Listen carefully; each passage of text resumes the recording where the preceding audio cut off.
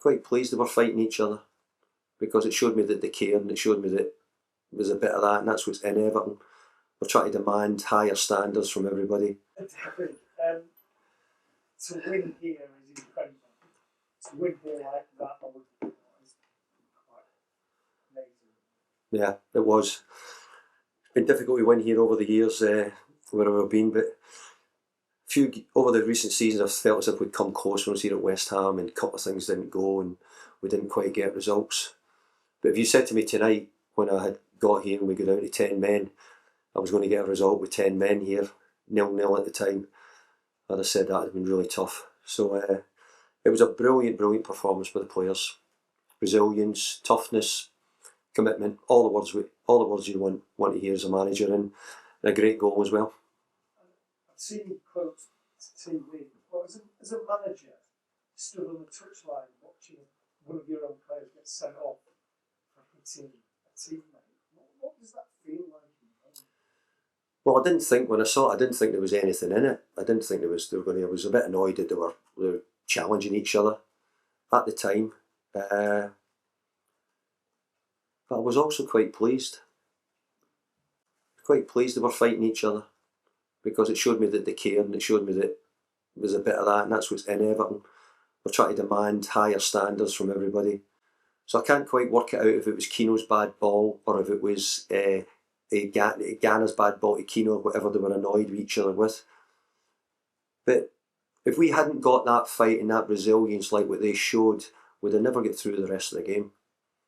Because we came up against an improving Manchester United. Most of the people in here were here to see Manchester United. But Everton stood up to what they had to do tonight. David, sorry, you quite quickly get down to the tunnel at half time. Just what exactly was said, because obviously got the lead brilliant displayed in the first half, but you obviously had a situation that you have to resolve as well. Not one word was said. Never for a minute did we think about it. It wasn't an interest that was done. I was more interested in what I thought Manchester United were going to do at half time, because I was concerned, tactically what they're going to do, how we're going to cope with it, what were choices, how could we alter. And we played Sunderland away from home. We were 1-0 up, and we came out in the second half and we lost a goal after about a minute. So I was determined that we didn't go out with that sort of attitude. Second half was much harder. They put more people in the front line, made it much more difficult. But I thought as they made it more difficult, we defended just as well and stuck to our task. Yes, he's apologised to the dressing room at the end of the game, asked everybody and spoke to us all. So no problem, we move on from it. Disappointed it happened, but in some ways, people who've been players will understand what it means when you're on the pitch. You're fighting to win, and the both of them were.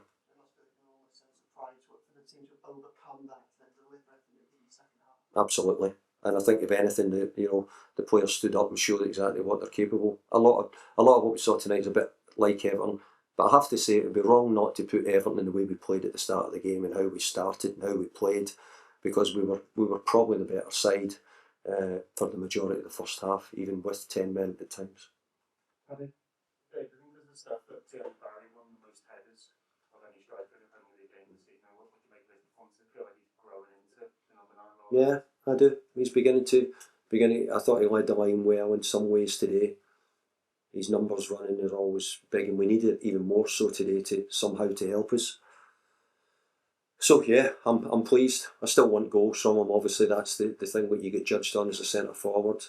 But I think his performance tonight for the team was worthy of what he done. He worked really hard for us. Rich? David, just in terms of Michael Keane, I guess with his involvement in the incident with Idrissa, it would have been quite easy for him to be distracted by it. It didn't feel like that at all, almost the other way perhaps. Yeah. Did you talk to him, and how do you think he did? No, I didn't. I didn't speak to him. I said I didn't not talk to him about it at all, because I've quickly moved on.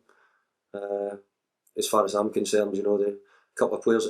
I think if you'd asked them in the crowd, and I think you boys as well, I think you're all surprised it would be a red card.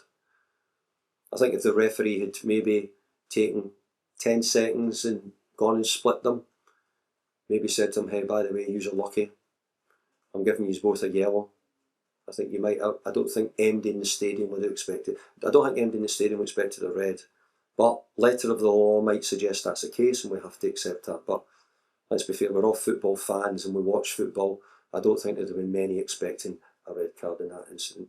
So it's not. We're not going to talk much about it because we've had a great victory. We might have been talking more about it if we didn't, and accept that. David, so much has been talked this season about Everton and Jack Grealish and some of the creativity, but the way they defended that second half, especially Jack, I think Yeah, I'm glad you mentioned it because the two of them done an amazing job physically. You know, Jack said he ran a bit tonight. You know that. So we had to get.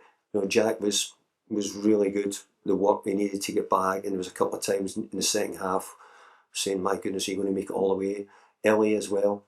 Ellie done a brilliant job for us, and they've been great attacking players for us. And actually, in the early part of the game, both of them were a threat as well. Just the longer it went, we get pushed back so far. Just take one more.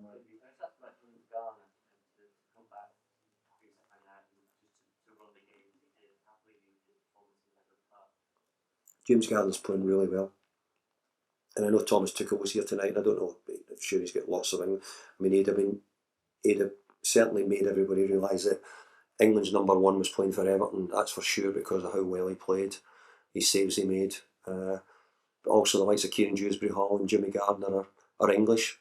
Maybe not quite ready yet, or maybe, but I'm sure that Thomas brought up Alex Scott from Bournemouth. So that should encourage the likes of Jimmy Gardner and Kiernan Dewsbury-Hall that who knows what might happen as the season goes on.